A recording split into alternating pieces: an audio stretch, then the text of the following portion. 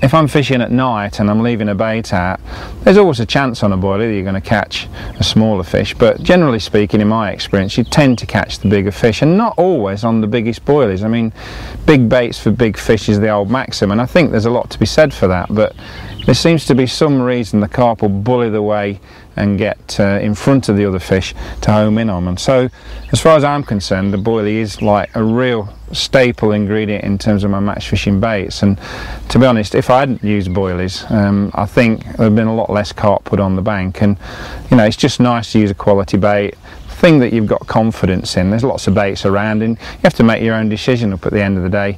As far as I'm aware, I just stick with what I know best and try and keep it simple, because I think that's the key. Now if you're fishing and using boilies, there's lots of times when you can chuck a lot of bait in, big bed of boilies, and you'll catch lots of fish. Certainly around about springtime when they're building up for spawning, and towards the end of summer as they're getting ready for hibernation. And that's fine, and that's great, you know, you can pile them all in. On other occasions, it's better to use what we consider match fishing tactics, and that's like a little and often approach, and you'll still probably get through the same amount of bait at the end of the session, but what you're doing is you're actually putting little amounts of bait in, maybe 5 or 6 boilies in on a regular basis, and firing them out in the area where they want to be. And I think that noise will certainly attract fish. And if it attracts seagulls while you're firing them out with a catapult or using a throwing stick, you can bet your bottom dollar that the carp will be intercepting him, and sometimes they'll take them on the drop. I've just fired 5 boilies out there, and right in the middle of that cluster of boilies where they group together, I've just seen a lovely flat spot appear. That tells me that there's something rooting around down on the bottom, and it wouldn't surprise me if that right hand rod doesn't fire off at some stage in the next few minutes. But keep the bait going in, don't put it all in one go, because you can't take it back out again. Keep dripping it and dripping it, and if you're catching it and dripping it, then you know you're on to a winner. And I always think that bait falling through the water will attract fish, and eventually they'll come down on the bottom. And these fish move around the lake all the time. It's not a massive lake. They'll follow the wind, and then they'll see some boilies going through the water, and that might just be the ticket that you need to get them down onto the bottom and get them feeding. And I'm really confident now that I'll get a few bites. So I'm going to do the same on each of the baited swims, just 3 or 4, maybe even half a dozen boilies. And I'll keep doing that once every 15 or 20 minutes.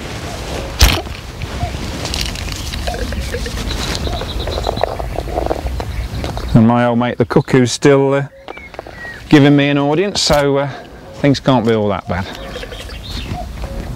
Lovely plopping noise of them boilies hit the water.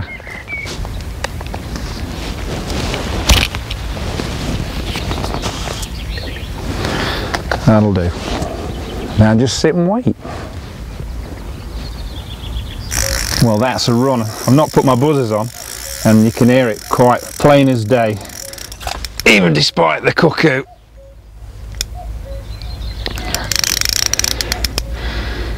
The only time I put my buzzers on these days is when I'm fishing at night. I've got to a situation where I turn them off, and there's nothing finer than listening to the ratchet on the reel on the front drag there. I've got nothing against buzzers particularly, I just think if you draw less attention to yourself, then you can sneak a few more out without all the leads coming landing where you're fishing.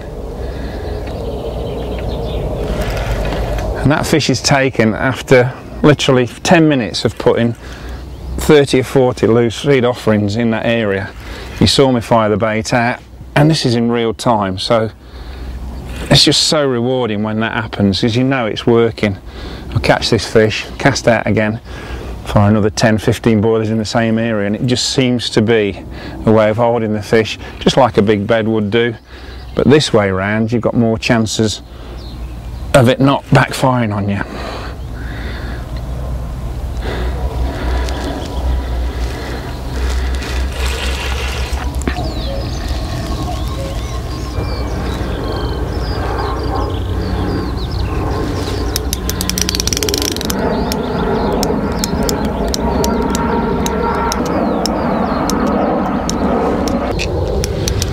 Well, being near Brize Norton, you get a lot of aircraft, and it's just nice to see that old train of VC-10 flying over. I used to work on the engines of VC-10s when I was an apprentice at Rolls-Royce in Nottingham, so playing a nice lump like this, watching a VC-10 is a bit of a privilege really, and I was just going to change that middle rod to a pop-up because I didn't feel like the bottom baits were working. I think they're working in terms of getting fish into the swim, as this is proving, but I don't think they're taking it on the hook. They seem to want the pop-up, and I was just about to switch that onto the old Pineapple Hawaiian, and well, the rest's history, and this roared off. So I've only got one other rod in the water, but it's a nice mirror. It's certainly mid-doubles, I would think, at first guess.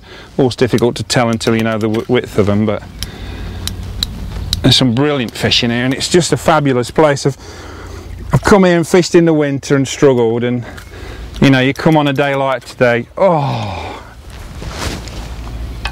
well, you can see the fish. There he is. Just skulking away under the weeds there. That just came off just at the net. I'm quite happy with that, really. I mean, I would have liked to have had it on the bank and took a picture maybe, but it was a fish, I would reckon 15 or 16 pound. Lovely looking fish, very wide. And it's just come off. It's gin clear water, so it's 1-0 to that carp, but I'll come back and catch him another day. Now that's a sound you don't hear too often. Well, I certainly don't anyway. That's my reel just spinning off there. No buzzers, just nice and quiet, not drawing attention, and we're in. All I've got to do now is just tighten that front drag up a bit. And with a bit of luck, we might get this one in the net. Well, that took about 20 or 30 yards of line off, and it's such a great feeling, isn't it, picking up. You don't know how big it is. There's a lot of weed out there, but so I don't get into trouble with my other rods. What I normally do now is I'm just going to pop these off the rests and just drop them off the runners. If I get a bite, I'll still know about it because I'll hear the reels going, but that just keeps the line nice and flat, and I can play this fish over the top of there without getting, as they call it, wiped out, which is not a pleasant experience. I've had a couple of rods tangled up in the past, but it's best to try and avoid it. Again, on the pop-up, pop-ups seem to be working a lot more these days than they used to, and I would have to say that I used to be a big bottom bait fan and just nailing it on the deck, but certainly the pop-up's making a big impression on my carp angling at the moment. I think it's cyclical anyway, it comes and goes, but just the presentation of the bait being off the deck by about an inch or so, I think just cons those carp that are a bit riggy. And we've managed to put several carp on the bank, not one on a bottom bait.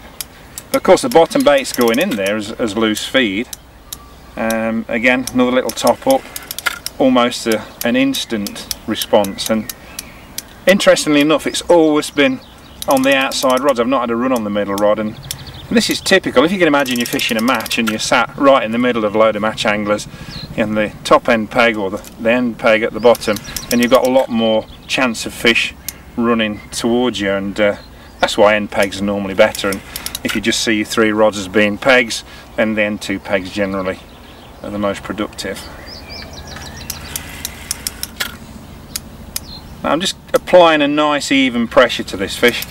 It's going to be probably a double at worst, but you can never tell sometimes till you've got it right under the rod top. I'll just loosen that drag off a bit there because it's a nice sound, but I'm actually using a drag. I'm not back winding on this at all.